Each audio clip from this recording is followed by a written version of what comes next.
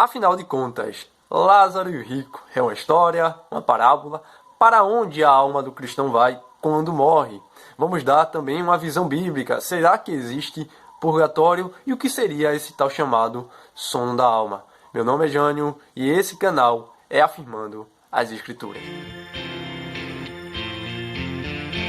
Algumas pessoas me perguntam se de fato é uma parábola, uma história, se existe o seio de Abraão e esse tal de sono da alma é bíblico ou não. O vídeo hoje está bem trabalhado, bem organizado, de tal forma que a gente vai afirmar a nossa posição aqui, também vamos esclarecer porque a outra é errado, o seu modo de ver e de compreender. Mas antes de começar o vídeo, a gente pede sua ajuda, se inscreve, compartilha esse vídeo, dá o like para o crescimento do canal. Mas sem demora, vamos logo para o vídeo. A passagem do rico Lázaro, nós encontramos menção dela em Lucas, capítulo 16, versículo 19 ao 31. Se fosse uma parábola, de fato, seria a parábola mais pessoal de Cristo, porque é a única parábola que ele menciona nome. Ele disse que havia um homem, explicitamente. Ele disse que havia um homem. E Calvino, no seu comentário lá nas obras de Calvino, ele fala que se de fato Cristo disse que existia um homem chamado Lázaro, é porque existia. E Calvino ainda fala uma indagação. Será que a palavra de Deus mente? Se Deus disse que havia, é porque havia.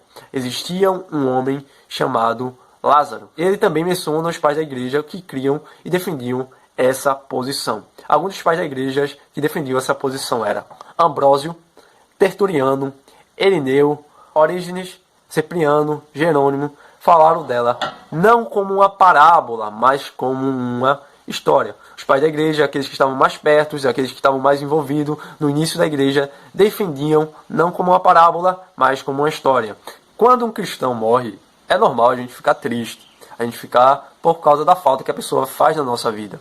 Estevão mesmo, como morre apredejado, há um grande lamento sobre os discípulos, há um grande lamento pela morte de Estevão. O próprio Cristo chorou com a morte de Lázaro. A gente fica triste, isso é normal, isso é ser humano, isso é levar as dores uns dos outros. Mas a gente fica alegre, porque a gente crê que o que acontece depois da morte? Na morte há divisão entre a alma e o corpo. O corpo volta para o pó. O corpo espera a redenção em Cristo Jesus na sua segunda vinda, da qual será ressuscitado. E a alma vai imediatamente para Deus. A alma retorna para Deus. A alma retorna para o seu Criador. Por isso nós sentimos paz e calma, porque eles estão melhor e mais vivos do que nunca. E aqui eu falo a frase de Billy Graham, que ele falou: como ouvirem falar que eu morri e não acreditam, porque eu estarei mais vivo do que nunca. Como também Martin Lloyd Jones, ele vai falar que a sua família está fazendo oração por causa que ele estava muito enfermo. E ele diz: não me prive dessa glória, não me prive de encontrar-me com meu Senhor. Beleza, eu entendi. Agora me dê base bíblica para isso. Então você vai ter 2 Coríntios capítulo 5, versículo 8. Paulo diz o seu desejo de deixar o corpo e ir para Deus. Vamos lá para o texto, que diz assim: entretanto, estamos em plena confiança. Preferimos deixar o corpo e habitar com o Senhor.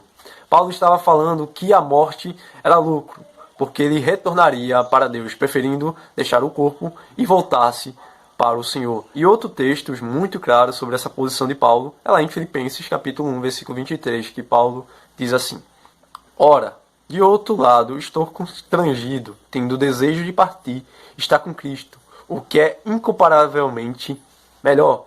Paulo fala sobre esse desejo de estar com Cristo. Ele fala que deixar essa vida é muito melhor, incomparavelmente melhor, porque estaremos com Deus. Dá para ver e perceber que Paulo não cria no tal famoso sono da alma. Ele cria que a alma retornava para Deus imediatamente. E para deixar um nosso argumento mais profundo e mais claro, a gente vai para as palavras do próprio Cristo, que na cruz, lá em Lucas capítulo 23, versículo 43, está do lado de dois malfeitores, na qual um reconhece que Cristo nenhum mal fez. E Cristo faz uma promessa àquele ladrão. Diz que hoje mesmo estará no paraíso. Afirmar que não existe e que o cristão não vai imediatamente para Deus é chamar o próprio Cristo de mentiroso. É muita ousadia. E o próprio Cristo faz uma promessa que hoje mesmo ele estaria no paraíso. Cristo não diz, olha, depois da ressurreição, na segunda vida, vós estarão comigo no paraíso. Cristo diz, hoje mesmo estará comigo no paraíso. Após a obra da redenção de Cristo, todo cristão, através da vitória de Cristo, a morte já não tem mais domínio sobre ele, a morte já não tem mais direito sobre ele. A morte é temporária e passageira, e ele volta para Deus, porque ele é ressuscitado para Deus, na qual o seu corpo espera a redenção na segunda vinda, mas a sua alma já goza dos privilégios da graça com Deus. Hebreus capítulo 12 fala de uma nuvem de testemunha que nos rodeia.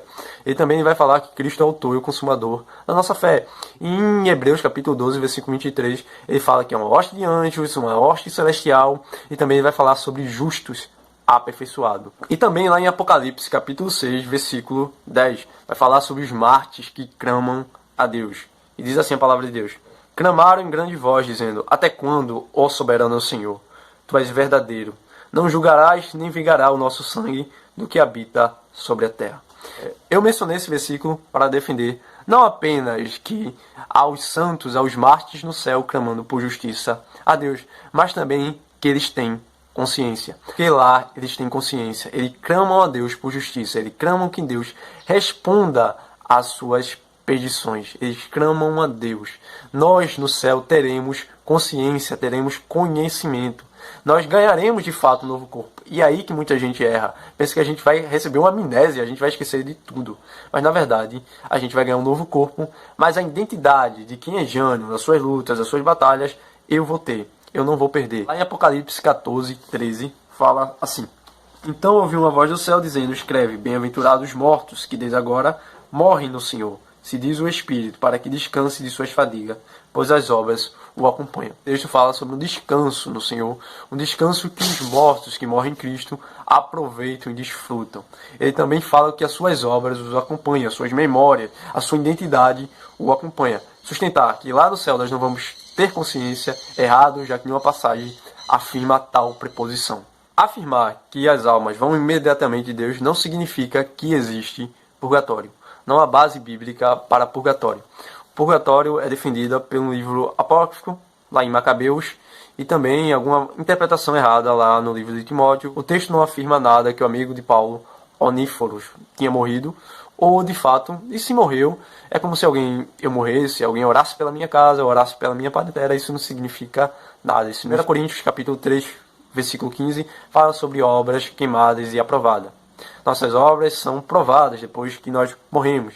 E queimada, se ela resistir, se ela prevalecer, é porque as obras foram aprovadas. Lá em Hebreus capítulo 9, versículo 27, diz que é destinado o homem morrer uma só vez e logo após o julgamento. Nós morremos uma só vez, só temos uma oportunidade nessa vida e logo após vem o julgamento. A Bíblia não defende nenhuma ideia de purgatório.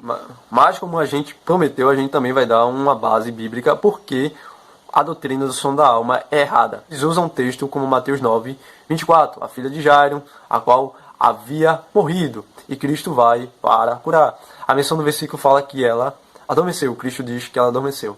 Mas é apenas uma metáfora para falar da ressurreição que aconteceria com ela, que Cristo acordaria ela, que ressuscitaria ela dos mortos.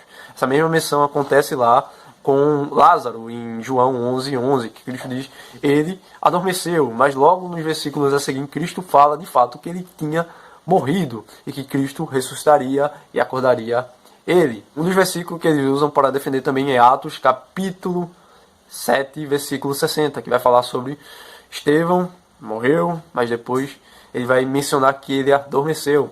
É apenas um eufemismo para aliviar, a gente usa muito isso nosso contexto evangélico, já que alguém morre, a gente coloca lá, ele dormiu. Mas, na verdade, a gente quer dizer que ele morreu. É um eufemismo para diminuir a mensagem. Também temos outra menção lá em 1 Coríntios, capítulo 15, versículo 6, que Paulo vai lembrar que muitos cristãos viram a ressurreição de Cristo e alguns já adormeceram. Paulo está defendendo ressurreição para um povo que não acreditava em ressurreição.